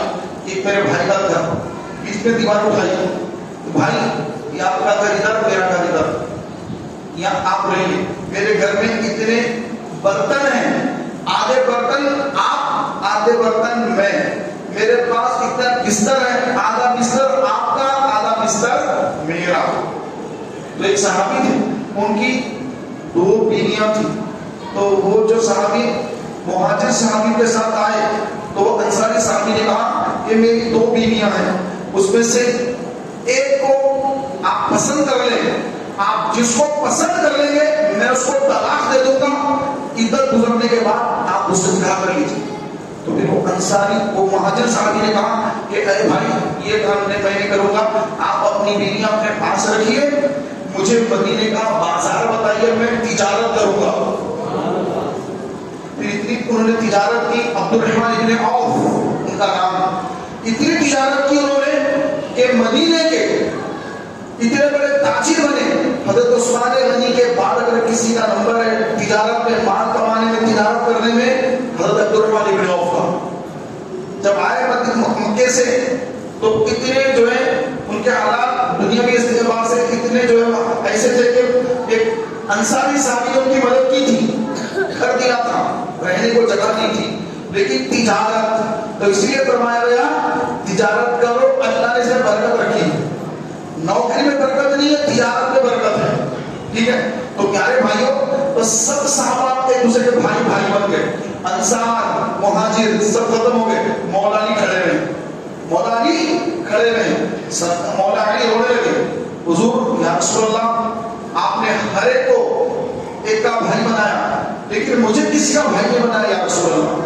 تو آپ علیہ السلام نے کہا فرمایا کہ اے علی تو دنیا اور آخرت میں میرا بھائی ہے۔ سرکار نے اپنا بھائی ارشاد فرمایا کہ اے علی تو دنیا اور آخرت میں میرا بھائی ہے۔ پھر بھی مولا علی نے کبھی یہ نہیں کہا کہ یا رسول اللہ میرے بھائی ہے، کبھی نہیں کہا، ہمیشہ قیاس سے یا رسول اللہ، ہمیشہ یا رسول اللہ۔ یہ وہابی گمراہ پھر کہہ رہے ہیں کہ حضور ہمارے بھائی کی طرح ہے۔ تو یہ عقیدہ ہے گمراہیت، گمراہیت کا عقیدہ ہے۔ ایسے کرنے والے یہ گمراہ ہیں، اور جنہوں نے حضور کی شان میں بے ادبی اور گستاخی کی ہے تو ان کے کفر پر شک کرنے والا بھی کافر ہے۔ ہم ہر دیوبندی کو کافر نہیں کہتے بلکہ اس کو کافر کہتے ہیں جو گستاخ رسول ہے۔ گستاخ رسول کو ہی کافر مانتے ہیں، ہر جماعت والے کو کافر نہیں کہتے، کیونکہ اس میں جانے والے بھولے والے سنی ہوتے ہیں، ان کو پتہ نہیں ہوتا ہے، وہ تو نمازیں سیکھنے چلے جاتے ہیں، ان کو کچھ پتہ نہیں۔ لوگ سمجھتے ہیں ارے یہ بہت پیرا کھارا، ان کو جماعت میں بھیج دو، نیک ہو کے آئے گا، ابھی تو کیا معلوم کہ قافلہ خراب ہو جائے گا اس کے بعد، ان کو پتہ نہیں ہوتا ہے، ان کو وضو کی سنت نہیں یاد ہے، ان کے عقائد کے بارے میں کیا ان کو معلوم ہوتا ہے۔ بھولے والے لوگ ہوتے ہیں، بھجا دیتے ہیں۔ اب کوئی 40 دن کی جماعت میں چلے گیا، آ کے داڑھی رکھ لیا، اب ہمارے سنی بھائی ارے جماعت میں جا کے آیا، پکوڑا ہو گیا، کافر ہو گیا، ارے بھائی کو کچھ بھی نہیں معلوم، اس کے پیچھے پڑ گیا، اس کے پیچھے پڑ جا رہے ہیں، اس کو کچھ نہیں معلوم ہے، اس کو سمجھائیے ارے بھائی یہاں پہ آئیے، آپ تحریک انصاف کا مرکز پائیے، سنی مرکز مسجد گلبانو آئیے، یہاں پہ بیٹھے کے بات چیت کریں گے، گفتگو کریں گے، آپ تھوڑی دیر بھی آئیے، ان کو محبت سے لے کے تو آنا ہے، آپ لے کے نہیں آتے وہاں کا، اور اس کو تھوڑا ادھر گیا تو آؤ ادھر ہی کر رہے ہیں اس کو۔ ہمارے بہت سارے بھائی ایسے ہوتے ہیں کہ جو ہے ان کو پتہ نہیں کہ کیسے ان کو سنیت میں لانا ہے، ارے وہ ایک قدم باہر نکل گیا سنیت سے، کافر نہیں ہوا، گستاخوں کے پیچھے پھر رہا ہے، عنقریب گمراہ ہو جائے گا، بعد میں آہستہ آہستہ آہستہ گستاخ رسول بھی ہو سکتا ہے، کیونکہ اس کی کلاس ہوتی ہے آہستہ آہستہ۔ 10th کا ایک امتحان ہوتا ہے، 10th کا ایگزام ہوتا ہے، ایک LKG کا امتحان ہوتا ہے، LKG کی کتاب پڑھنا ہے بھی بولو، اب یہ کو اتنا ہی پڑھا رہے ہیں، بھائی نماز پڑھنا، نماز کا کس نے کہا نہیں ہے، گستاخ رسول میں نماز کے نام پہ اٹھاتے لوگوں کو، ارے مسواک کرو ثواب زیادہ ہے، ٹخنوں سے اونچے کپڑے پہنو، ٹخنوں سے اونچے کپڑے پہنو، چھوٹا بھائی کا پیجامہ پہن لو، بڑے بھائی کا کرتا پہن لو، دیکھتے نا کیا کیا ہوتا ہے مسئلہ پورا۔ اب یہ چیزوں سب کو اچھا لگتا ہے کہ یہ تو صحیح ہے، یہ تو صحیح ہے، نماز پڑھنا، تہجد پڑھنا، ذکر کرنا، داڑھی رکھ لینا، یہ سب اچھی باتیں ہیں، لیکن آہستہ آہستہ بھائی دیکھو نماز پڑھنا، دیکھو اللہ کے علاوہ کوئی نہیں ہے، گناہ تو ہر ایک سے ہوتے، آپ سے بھی ہوتے، میرے سے بھی ہوتے، ارے آپ ہم کیا نبی سے بھی گناہ ہو جاتے ہیں؟ دیکھو قرآن میں تو لکھا ہوا ہے، دیکھو یہاں پہ نکال کے بتا دیں، سوچتا ہے اچھا نماز پڑھنے والے سے بھی گناہ ہوتے ہیں، اپنے سے بہت میرے سے بھی گناہ ہوتے ہیں، ارے اپنے کیا ہے نبی سے بھی گناہ ہوتے ہیں، دیکھو یہ قرآن میں لکھا ہوا ہے، غلط ترجمہ بتاتے اس کو، وہابیوں کا ترجمہ بتاتے اس کو، اب وہ سمجھتا کہ ارے ایسا ہے، تو اس کا عقیدہ کیا بن گیا، میں بھی گناہ کر، یہ بھی کچھ جماعت میں لحظ ہوا، یہ بھی گناہ کر، ہو سکتا ہے یہ بھی گناہ کر ہے، اور صحابہ بھی گناہ کر ہو سکتے ہیں، صحابہ تو کیا نبی بھی گناہ کر ہو سکتے ہیں، یہ دیکھو ہم ترجمے میں بتا رہے ہیں، اس کو یہ معلوم کہ یہ نہیں معلوم کہ ترجمہ کس نے کیا، یہ نہیں معلوم، کاش وہ امام احمد رضا کا ترجمہ پڑھتا، اس کو سمجھ آتی کہ یہ نبی کو گناہ گار نہیں کہا گیا، بلکہ یہ کہا جا رہا ہے کہ تم سے اگلے اور تم سے پچھلوں کے گناہ اللہ نے آپ کے سبب بخش دیے، یہ ترجمہ امام احمد رضا کر رہے ہیں۔ تو محترم بھائیوں، یہ جو جتنے گمراہ فرقے ہیں یہ سب کے سب جہنم رسید ہونے والے ہیں، جہنم میں جانے والے ہیں، حشر کا میدان ہے اور سارے مسلمان ہیں، اور وہاں پر آقا علیہ الصلوۃ والسلام کے وہ صحابہ کہ جنہوں نے آقا کے دربار میں آقا کی ثناخوانی کی، حضرت حسان ابن ثابت رضی اللہ عنہ آپ نے عربی میں اشعار لکھی ہو، احسن من لم ترقط عینی واجمل من لم تلد النساء خلقت مبرأ من كل عیب كأنك قد خلقت كما تشاء. تو محترم بھائیوں، وہاں پر سرکار کی ثنا خوانی ہوگی، سرکار کی عظمت بیان ہوگی. فقط اتنا سبب ہے انہیں آتے بس میں معاشر کا کہ ان کی شان محبوبی دکھائی جانے والی ہے. یہ جو گستاخ رسول کہہ رہے کہ نبی بھی گناہگار ہے، ہماری طرح ہے، بھائی کی طرح ہے، یہ کچھ نہیں کر سکتے، شفاعت نہیں کر سکتے، بیٹی کی شفاعت نہیں کر سکتے، یہ جو باتیں وہابیہ گمراہوں نے کہے ہیں، میدان معاشر میں جتنے آقا کے بے ادب، آقا کے دشمن، آقا سے جلنے والے، آقا سے حسد کرنے والے، مکے کے کفار سے لے کر آج تک کے جتنے گمراہ وہابی وغیرہ وغیرہ وغیرہ ہیں، ان سب کے لیے میدان معاشر میں یہ بتایا جائے گا کہ دیکھو کہ جس کو تم سمجھتے تھے کہ یہ ہماری طرح بشر ہے، تو دیکھو آج ان کا مقام اور مرتبہ کیا ہے کہ یہ آج جس کی شفاعت کریں گے اس کی شفاعت قبول کر دی جائے گی. سارا مجمع پھر رہا ہے، بھاگ رہا ہے، بیٹا باپ کو نہیں دیکھ رہا، ماں بیٹے کو نہیں دیکھ رہی، بھائی بھائی کو نہیں دیکھ رہا ہے، سب اپنی اپنی فکر میں ہیں. اور ایک ہی ذات ہے، ذات مصطفیٰ، کہہ رہی ہے کہ کہاں ہے میری امتی، امت کی امتی، کہاں ہے میری امت، کہاں ہے میری امت. دیکھو یہ کا مقام ہے. تو آقا حضرت کے بھائی جان نے یہ شعر لکھا، فقط اتنا سبب ہے، اتنا ہی سبب ہے میدان معاشر میں لوگوں کو جمع کرنے کا. اللہ تعالیٰ نے جو لوگوں کو جمع کرنا ہے، یہ بتانا ہے، اتنا ہی سبب ہے کہ ان کی شان محبوبی دکھائی جانے والی. کہ فرشتے کسی کی سنیں گے نہیں، جس کے بارے میں اللہ جو فیصلہ دے گا فرشتے وہی کریں گے. اور رسول علیہ السلام، فرشتے بھی اگر کسی کو جہنم میں لے جا رہے ہیں تو سرکار علیہ السلام ان فرشتوں کو روک لیں گے کہ فرشتوں اس کو کہاں لے جا رہے ہو، یہ میرا امتی. آدم علیہ السلام کی حدیث پاک ہے، آدم علیہ السلام نے فرمایا قیامت کے دن آدم علیہ السلام کو اللہ کرسی پہ بٹھائے گا اور فرمائے گا کہ اے آدم، دیکھو تمہاری اولاد میں سے کون کون جنت میں جا رہے ہیں، کون کون جہنم میں جا رہے ہیں. آدم علیہ السلام کرسی پر بیٹھے ہوئے ہیں اور ہم سب آدم کی اولاد، چاہے یہودی ہو، نصرانی ہو، غیر مسلم ہو، مسلم ہو، سب آدم علیہ السلام کی اولاد ہیں. تو آدم علیہ السلام کو بتایا جا رہا ہے اے آدم، تمہاری اولاد میں سے کون کون جنت میں جا رہا ہے اور تمہاری اولاد میں کون کون جہنم میں جا رہا ہے. دیکھیے بیٹھ کر آدم علیہ السلام دیکھ رہے ہیں، حشر کا میدان ہے، فرشتے ایک شخص کو لے کر جہنم کی طرف جا رہے ہیں. آدم علیہ السلام دیکھ رہی، ارے یہ تو میرے نبی محمد صلی اللہ علیہ وسلم کا امتی ہے، یہ تو نبی کی امتی کو فرشتے لے جا رہے ہیں. تو آقا علیہ السلام فرماتے ہیں آدم علیہ السلام میرے امتی کو دیکھ کر پہچان لیں گے کہ یہ محمد عربی کا امتی ہے، عیسیٰ علیہ السلام کا، موسیٰ علیہ السلام کا، داؤد علیہ السلام کا نہیں، یہ تو امت محمدیہ کا ہے. آدم پہچان لیں گے اور پہچان کر مجھے آواز دیں گے کہ اے محمد، دیکھیے آپ کے امتی کو فرشتے گھسیٹ کر جہنم کی طرف لے جا رہے ہیں. تو میں آدم علیہ السلام کی آواز کو سنوں گا.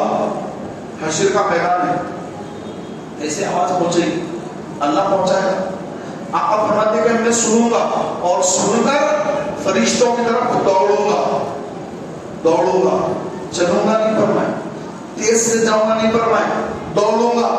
سرکار فرماتے کہ امتی کو بچانے کے لیے یہ فرشتے جہنم میں نہ ڈال دے. آقا فرماتے کہ میں فرشتوں کی طرف دوڑوں گا اور رکاؤں گا، یہ فرشتوں رکو، اسے کہاں لے جا رہے ہو؟ فرشتے عرض کریں گے کہ یا رسول اللہ، اس کا فیصلہ ہو گیا، اس کے گناہ زیادہ ہیں، اس کی نیکیاں کم ہیں، حکم آ گیا اللہ کا، اس کو جہنم میں ڈالنا ہے.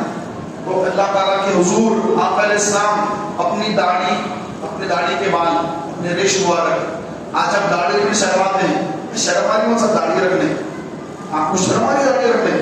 آقا علیہ السلام میدان محشر میں اپنی داڑھی پکڑ کر اللہ کے حضور عرض کریں گے کہ اے اللہ، کیا تو نے مجھ سے وعدہ نہیں فرمایا تھا کہ مجھے امت کے بارے میں رسوا نہیں فرمائے گا؟ تو اللہ تعالیٰ فرمائے گا فرشتوں سے کہ فرشتوں میرے محبوب کی اطاعت کرو، میرا محبوب جو کہے وہ سنو. سرکار فرماتے میں فرشتوں کو کہوں گا چلو اب اس کو دوبارہ میزان عمل نیکی اور گناہ والے جہاں گناہ تولے جاتے ہیں، نیکیاں تولی جاتی ہیں، میزان عمل، ترازو دوبارہ لے کے چلو. اب ایک کو لے کر فرشتے دوبارہ آ رہے ہیں، میزان ہو گیا، پہلے سے ہو گیا، سرکار فرما رہے دوبارہ لے کے چلو.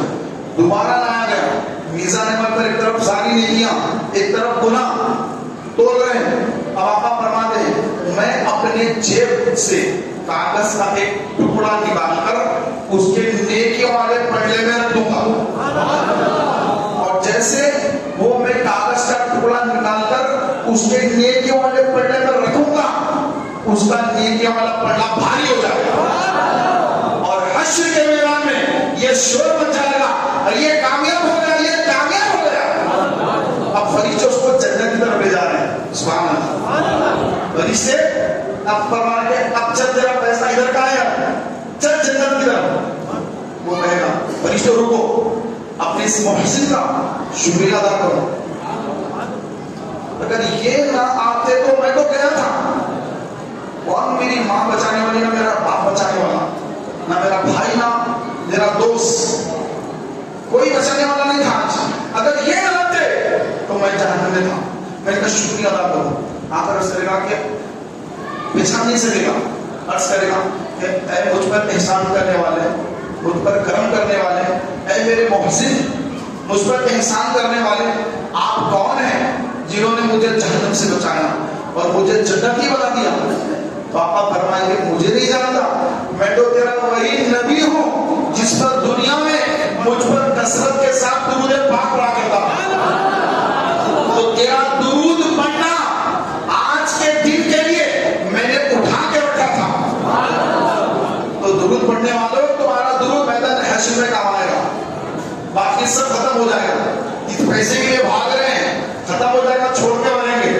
اور وہ درود شریف پڑھنا، وقت نکال کر درود پڑھنا میدان حشر میں کام آئے گا. علیہ السلام کے پاس جو کاغذ کا ٹکڑا ہوگا، اس ٹکڑے میں اس بندے نے جتنے درود پڑھے ہیں وہ سارے درود اس میں لکھے ہوں گے. آقا فرماتے ہیں کہ تم جو مجھ پر درود پڑھتے ہو تو تمہارا نام، تمہارے باپ کا نام میری بارگاہ میں پیش ہوتا ہے کہ یا رسول اللہ، آپ کا فلاں ابن فلاں امتی نے آپ کی بارگاہ میں درود بھیجا ہے، قبول فرمائیے. اور جمعہ کے دن تم جو درود پڑھتے ہو اسے پہنچایا نہیں جاتا، اسے میں خود سنتا ہوں. تو محترم بھائیوں، میدان محشر میں اللہ کے رسول علیہ السلام کا مقام اور مرتبہ لوگوں کو بتایا جائے گا. اگر اللہ تعالیٰ تمام کافروں کو، یہود و نصارہ کو، سب کو جہنم میں ڈال دے تو کون پوچھے گا کہ اللہ ہمیں کیوں ڈال رہا ہے؟ پوچھے گا کوئی نہیں پوچھے گا. جنتیوں کو سب کو معلوم ہے، اللہ کو معلوم ہے کہ کون سا امتی، کون سا بندہ کتنا گناہ گار ہے. اللہ کو معلوم ہے، ہر چیز معلوم ہے. یہ لکھ رہے کیوں فرشتے؟ آپ کو معلوم ہے کیوں لکھ رہے ہیں؟ اس لیے لکھ رہے ہیں، اللہ تعالیٰ اس لیے لکھا رہا ہے کہ کل قیامت کے دن اس بندہ جو کہے گا کہ یا اللہ یہ تو میں نہیں کرا، بندہ گناہوں سے انحراف کرے گا، انحراف کرے گا، نہیں یہ گناہ تو میں نے کرا، اتنا بڑا گناہ یہ تو میں نے کرا. تو یہاں لکھا ہوا ہے، فرشتے لکھے ہیں، بتایا جائے گا کہ دیکھ یہ لکھا ہوا ہے تیرے بارے، فلاں دن، فلاں وقت، فلاں مقام تو نے یہ گناہ کیا. پھر اس کی زبان پر اللہ مہر لگائے گا. یہ بہت جھوٹ بولتا ہے. اليوم نختم على افواههم، سورہ یاسین پڑھیے، کیا ہے اس کا طریقہ ہو. اليوم نختم على افواههم، اور اس دن ہم ان کے منہ پر مہر لگائیں گے. منہ پر مہر لگ گئی، منہ بند. اب کون بول رہے ہیں؟ ہاتھ بولنا شروع کر دیے، سارے ایسا بول رہے ہیں. بند کیا ہے؟ زبان. تو محترم بھائیوں، یہ جو معاملہ ہے، یہ سارے معاملات ہر بندے کو معلوم کہ میں کیا کیا گناہ کرا، میرے کو معلوم میرے گناہ، آپ کے گناہ آپ کو معلوم، اللہ کو بھی معلوم. تو اللہ تعالیٰ جس کو چاہے جتنی سزا ہے جہنم کی اتنی سزا اس کو دے کر پھر جنت میں ڈال دے. یہ حشر کا میدان کیوں برپا ہوگا؟ تو وہی اعلیٰ حضرت کے بھائی جان کا شعر، فقط اتنا سبب ہے تیرے آدھے بس میں محشر کا کہ ان کی شان محبوبی دکھائی جانے والی ہے. حضور کا مقام، حضور کا مرتبہ سب کو بتایا جائے گا کہ دیکھو جن کے بارے میں تم کہتے تھے یہ تو بشر ہے ہماری طرح، ان کو علم غیب نہیں ہے، کسی کی شفاعت نہیں کر سکتے، ہمارے بھائی کی طرح ہیں، ان کی تعظیم ایسی کرو جیسے گاؤں کے مکھیا کی تعظیم کرتے ہیں۔ آج دیکھو ان کا مقام اور کیا مرتبہ ہے، کیا میں نے ان کو مقام دیا ہے۔ آقا علیہ السلام جس طرف نظر اٹھائیں گے اس طرف لوگوں کی جان میں جانا چاہیے۔ حضرت فرماتے ہیں جس طرف گئی دم میں دم آ گیا اس کی راہیں عنایت پہ لاکھوں سلام،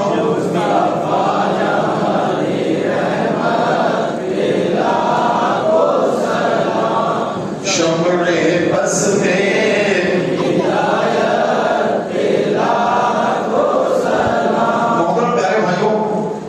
قیامت کا جو دن ہوگا اللہ تبارک و تعالیٰ عز و جل اپنے پیارے مصطفیٰ کریم صلی اللہ علیہ وآلہ وسلم کو شفاعت کی اجازت دے گا۔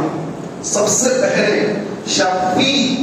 شفاعت کرنے والے، شفاعت کا دروازہ کھولنے والے ہمارے آقا علیہ السلام سرکار بھی شفاعت کریں گے، انبیاء بھی شفاعت کریں گے۔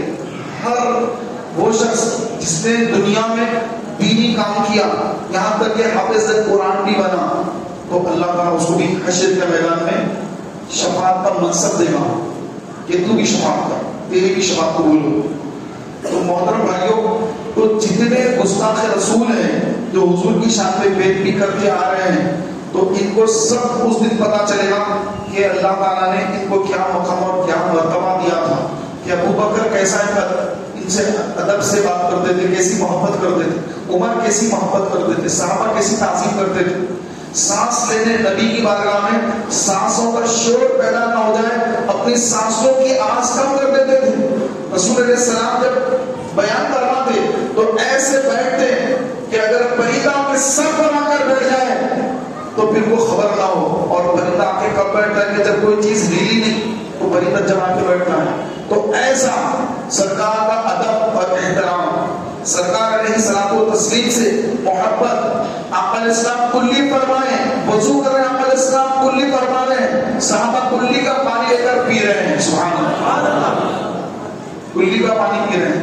یہ آقا علیہ السلام کی مبارک کلی کا مقدس پانی، اس کو پی لیا جائے، یہ نیچے گرنے کے لیے پی کر چہروں پر مل رہے ہیں۔ آقا علیہ السلام کے پسینے کو عطر کی طرح استعمال کر رہے ہیں۔ آپ کے میرے پسینے میں بدبو آتی ہے، نبی کے پسینے میں خوشبو آتی ہے۔ اگر کوئی بات چیت کر رہا ہو تو خوب نکل کے سامنے لے کے اوپر آ جائے، ارے آپ کیسی بات کر رہے ہیں، پچھاڑا نہیں سی بولتے بولتے۔ لیکن آقا علیہ السلام کا لعاب دہن، آقا کا لعاب دہن ایسا مبارک لعاب دہن کہ ایک صحابی ہے جن کی 4 بیویاں تھی، اسلام میں جائز ہے 4 شادی کرنا، پتا ہے نا، پہلی اجازت دینے کی ضرورت نہیں ہے، بغیر اجازت کی 4 کر سکتے، اجازت اللہ کی طرف سے، لیکن عدل انصاف برابر ہونا چاہیے۔ تو صحابی نے 4 طلاق فرمایا۔ یہ بات کر کے اپنی گفتگو کو سمیٹ رہا ہوں پیارے بھائیوں، کافی ٹائم ہو گیا ہے۔ تو وہ صحابی رسول جو ہے، یہ واقعہ میں نے کئی مرتبہ بیان کیا، پھر عرض کر رہا ہوں۔ تو وہ صحابی جو تھے ان کی 4 اہلیہ تھیں، تو وہ جب کسی کے گھر پہ آتے تو اتنی پیاری خوشبو آتی، وہ ان کی اہلیہ اپنے شوہر سے پوچھتی آپ کون سا ادھر استعمال کرتے، تو وہ خاموش ہو جاتے، نہیں پتا۔ تو انہوں کیا کرتے، مکے کا قیمتی تر، مدینے کا قیمتی تر وہ لگاتے، لیکن جب وہ صحابی آتے ان کا ادھر غائب ہو جاتا، وہ خوشبو جو ہے پھیل جاتی ہے، وہ تو اتنا قیمتی تر، پھر بھی اس کی وہ جو ہے اس کی خوشبو کم ہو جاتی ہے۔ جب ہمارے شوہر تشریف لاتے ہیں تو ہمارے ادھر تو بالکل ٹھنڈا ہو جاتا ہے۔ 4 ان کی اہلیوں کا یہ حال۔ پھر انہوں نے کیا کیا، مصر سے، شام سے، یمن سے، دور دور کے علاقوں سے بھاری بھاری قیمتی ادھر منگوائے اور اس کو لگایا۔ لیکن آج تو ادھر بہت بھاری پڑے گا، لیکن جیسے وہ آتے ہیں ان کے شوہر ان کی عطر کی خوشبو غائب ہو جاتی، ان کی عطر کی خوشبو خالی ہو جاتی. چاروں میں پر مشورہ ہوا، بولے کہ ہمارے جو شوہر ہیں پتہ نہیں کون سا عطر لگاتے ہیں، اتنی خوشبو آتی ہے. آج ہم چار بیٹھیں گے ایک ساتھ اور آج ان سے پوچھیں گے کہ آپ کون سا عطر لگاتے ہیں، ہمیں نام بتائیے اسی طرح کا. پاس وہ ہوتا نہیں کہ کوئی اچھا عطر لگائے، ان سے کوئی پوچھے بھائی بہت اچھی خوشبو آ رہی کون سا عطر ہے، نہیں ایسے غریب لگا گیا بھائی، نام نہیں بولتے. بعض لوگ کیوں نہیں بولتے؟ اس لیے نہیں بولتے کہ ارے پھر ان میں ہمیں فرق ہے نا، ہم ایسا عطر لگانا کہ دوسرے کو اس کا نام بھی نہیں بولنا، ایسے لوگ ہوتے ہیں. تو پیارے بھائیوں، اب ان چار اہلیوں نے مشورہ کیا اور وہ آئے صحابی تو ان سب نے ان کو گھیر لیا. بولے کہ حضرت آج آپ بتائیے آپ کون سا عطر استعمال کرتے ہیں؟ تو آپ نے فرمایا خدا کی قسم میں کوئی عطر استعمال ہی نہیں کرتا، میرا مسئلہ الگ ہے. ایک بار بیمار ہو گیا، میری پیٹھ پر پھنسیاں آ گئے، تھوڑے پھنسیاں ہو گئے، سیدھے حضور کی بارگاہ میں گیا، یا رسول اللہ صلی اللہ تعالی علیہ وسلم میری پیٹھ پر تھوڑے پھنسیاں ہوئے یا رسول اللہ. سرکار نے فرمایا اچھا اپنا کرتا اتار. تو میں نے کرتا اتار دیا. سرکار نے فرمایا الٹا لیٹ جا، وہ الٹا لیٹ گیا. آقا نے اپنا لعاب دہن میرے تھوڑے پھنسیوں پہ لگا دیا، میرے تھوڑے پھنسیوں پر آقا نے اپنا لعاب دہن لگا دیا. تو اللہ نے اسی وقت شفا عطا فرما دی اور میرے جسم سے جو خوشبو آ رہی ہے وہ میرے آقا کے لعاب دہن کی خوشبو آ رہی ہے. کوئی ادھر کی خوشبو نہیں ہے، میرے آقا کے لعاب دہن کی خوشبو آ رہی ہے. تو پیارے بھائیوں، آقا کے لعاب دہن اتنی خوشبو ہے، وہابیوں کے تھوک میں کتنی بدبو ہوتی ہوگی طرف نہیں کوئی لگاتے ہیں، تھوک اچھل جاتا تو لوگوں کا رہنے دو کی. اور میرے آقا کا لعاب دہن سبحان اللہ کہ ایسی پیاری خوشبو ہے کہ مصر اور یمن کے عطروں میں وہ خوشبو نہیں جو میرے آقا علیہ السلام کے لعاب دہن میں اللہ نے رکھی. اور ایک غریب صحابی تھے، ان کی بیٹی کی شادی تھی، ان کے پاس عطر خریدنے کے لیے پیسے نہیں تھے. سرکار نے فرمایا کہ تم ایک شیشی لے کر میرے پاس لے کر آؤ. تو سرکار علیہ السلام نے اس شیشی میں، کیونکہ آپ علیہ السلام کو پسینہ زیادہ آتا تھا، تو آپ علیہ السلام اس شیشی میں اپنا پسینہ جمع کرتے تھے. جب بھی پسینہ آیا، جیسے ہاتھوں پہ پسینہ آیا ایسے شیشی میں بھر لیا، یہ ہاتھ پہ پسینہ آیا اس ہاتھ مبارک کا پسینہ شیشی میں بھر لیا، بھرتے بھرتے پوری شیشی بھر گئی. اور وہ صحابی کی شادی، بیٹی کی شادی کا وقت قریب آ گیا. تو پھر وہ صحابی حضور کی بارگاہ میں گیا، رسول اللہ سامان تو سب انتظام ہو گیا شادی کا، ادھر کے معاملے میں پیچھے رہ گیا، ادھر نہیں، آپ نے شیشی منگائی تھی یا رسول اللہ. سرکار نے فرمایا کہ ہاں وہ لاؤ، کہ آپ نے بلا کر منگوا کر وہ شیشی جس میں اپنا پسینہ مبارکہ تھا وہ صحابی کو عطا فرما دیا، وہ صحابی کو عطا فرما دیا. تو وہ صحابی اپنی بیٹی کی شادی میں وہ آقا علیہ السلام کا مبارک پسینہ وہ لے جا کر جب اپنی بیٹی کو دلہن بنا کر جب وہ ادھر لگایا، وہ خوشبو، وہ پسینے کی خوشبو لگائی، پسینہ لگایا، تو پورا جب شادی ہو رہی تھی اس میں پوری خوشبو سے مہک اڑ گیا اور سب پوچھنے لگے کہ یہ کون سا عطر ہے. تو میرے پیارے بھائیوں، آقا علیہ السلام کے پسینہ، آقا کا لعاب دہن، آقا علیہ السلام کا خون مبارک، آقا کا بول شریف، پیشاب مبارک، ہر چیز میں اللہ تبارک و تعالیٰ عز و جل نے بڑا کمال رکھا ہے. خاک مجھ پہ کمال رکھا ہے، مصطفیٰ نے ثواب رکھا ہے. میرے عیبوں پر ڈال کر پردہ، میرے عیبوں پر ڈال کر پردہ مجھے اچھوں میں ڈال رکھا ہے. تو پیارے محترم بھائیوں، نبی علیہ السلام ہم ان کے غلام ہیں. امام احمد رضا نے ہمیں یہی سکھایا ہے کہ ان کی غلامی اختیار کرو اور ان کا جو گستاخ ہے اس کو ایسے نکال کر پھینک دو جیسے مسکے میں سے ایک بال نکال کر پھینک دیتے ہیں. ایسا گستاخ رسول کو اپنی زندگی سے نکال کر باہر کر دو. نہ اس کے ساتھ سلام کلام رکھو، نہ شادی بیاہ اس کے ساتھ کرو، نہ اس کا ذریعہ کھاؤ. جو گستاخ رسول ہے اس سے دور رہو، اور جو گستاخ رسول سے دور رہے گا اس کا ایمان محفوظ رہے گا. اور جب گستاخ رسول کے قریب ہوگا آہستہ آہستہ اس کا ایمان جاتا رہے گا. اللہ تبارک و تعالیٰ ہم سب کے ایمان کی حفاظت فرمائے. آپ نے قرآن پاک پڑھنا ہے ترجمے کے ساتھ اور اس کا نام ہے کنز الایمان. بولیے کیا نام ہے؟ کنز الایمان. کس کس کے پاس ہے؟ ماشاء اللہ. 1 2 3 4 5 6 7 8 9 10 11 12 13 14 15 16 بھائیوں کے پاس ترجمہ قرآن کنز الایمان. باقی بھائیوں کے پاس تو ہونا چاہیے. اور اس سے اعلیٰ حضرت سے پہلے آپ آ لیجیے انشاءاللہ. 25 سفر کو سے اتوار کے دن انشاءاللہ اعلیٰ حضرت کی محفل ہوگی جشن رضا. 25 سفر کو ایک دن پہلے کر لیں گے. اتوار کے دن چھٹی کا دن ہوتا ہے. اتوار کا دن اتوار کے دن انشاءاللہ جشن رضا ہوگا. اس سے پہلے آپ نے انشاءاللہ تعالیٰ کنز الایمان لینا ہے. اور جب میرا بیان ہوگا اور میں جب آپ سے پوچھوں گا کہ بھائی کنز الایمان کس کے پاس ہے تو آپ کے حال صاحب یوں ہیں. یوں نہیں ہوں گے بلکہ یوں ہوں گے انشاءاللہ. الحمدللہ ہمارے پاس کنز الایمان ہے نا بھائی انشاءاللہ. بولے گا انشاءاللہ انشاءاللہ تبارک و تعالیٰ. اللہ تعالیٰ مجھے آپ کو اعلیٰ حضرت کا سپاہی بنا دے اور ان کی غلامی میں رہتے ہوئے رسول پاک علیہ السلام کے دین کی خدمت کرنے کی توفیق عطا فرمائے. آمین بجاہ نبی الامین صلی اللہ علیہ وسلم. آئیے